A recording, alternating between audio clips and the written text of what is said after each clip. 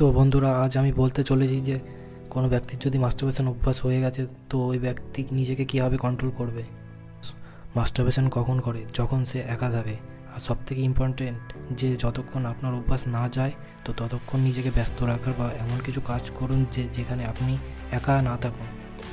একা থাকা মাস্টারবেশনের বড় কারণ দেখা দিয়েছে। তো দ্বিতীয়, যখন আপনি ফ্রি হয়ে যান তখন আপনার মাথায় ওই সব চিন্তা ভাবনা চলে আসে।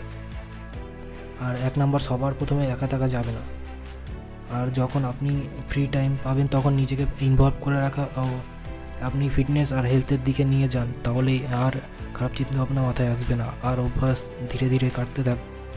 আর 2 নম্বর হচ্ছে পর্ন ওয়েবসাইট, যেখানে আপনি আপনার ফ্যান্টাসিকে এক রিয়েলিটি রূপ দেওয়ার কথা ভাবেন আর এর জন্য মাস্টারবেট করেন। তো আপনাকে এসব থেকে দূরে থাকতে হবে আর নিজের হেলথের দিকে মনোযোগ দিতে হবে।